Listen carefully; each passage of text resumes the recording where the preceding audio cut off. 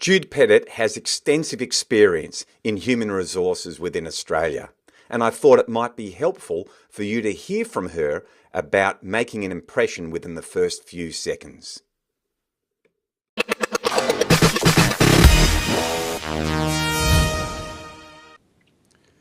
Jude Pettitt, Head of People Services at VicRoads. What can people expect when they go for an interview with you? Yeah, look, I probably tend to use behavioural questions because I do want them to be able to talk about what they've done in the past and give some real sense of certainty that they're not fantasising about what they would do if they were in a situation, if the world was perfect. But I guess I also like to explore where things have not gone so well for someone, because I tend to do mostly senior interviews at my level, so I'm largely interviewing executive type roles.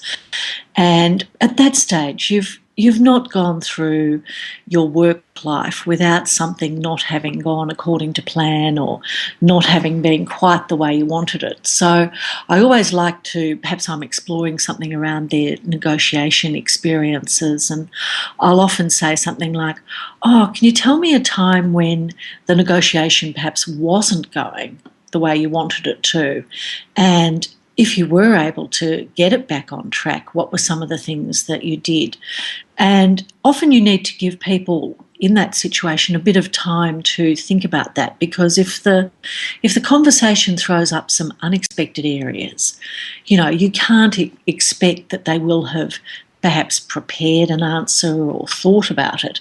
So I'm always very happy also in these situations to be comfortable with silences. And I think often people think that they were probably silent for 5 or 10 minutes, whereas in fact it was probably like 5 or 10 seconds.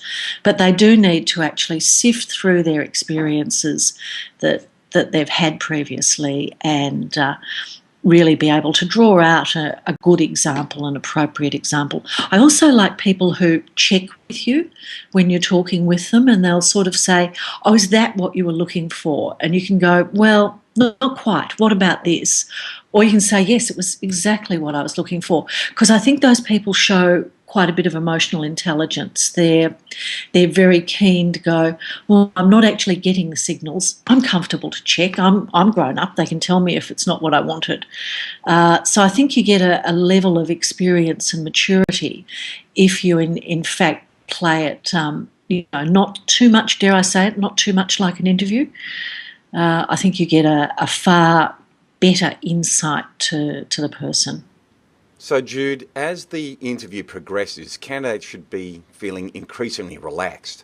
What then would you be seeking from that interview? I always like to, have a sense of what they're looking for, either in the role or in the, joining the organisation. I think that if people have applied for a particular position with you or expressed an interest, it's good to be able to know what's behind that. And you'll often get people to disclose quite a few interesting things about them. So, respectfully, they'll say, "Look, where I am, I don't feel as though I'm quite, using my talents in this direction, or what I'm really interested about in your job is this opportunity here." And they've obviously, it's a bit of a variation on, tell us a bit about why you'd actually like it. But I think you've got to relax people to actually understand that you are going to have that conversation, and you want it to be as natural as if you've got a cup of coffee and you're in a great little sort of cafe and you're going to say, "Well, what did you do there?" And I always like people to sort of tell us about something that they've been doing recently. I guess when I get a little bit uncomfortable is when people reach back into sort of 10 years ago they were doing something. And I think today's demands are, fast and for currency. So I like people to have that sense of energy and excitement about a role, but also to have some current relevant experience to talk about.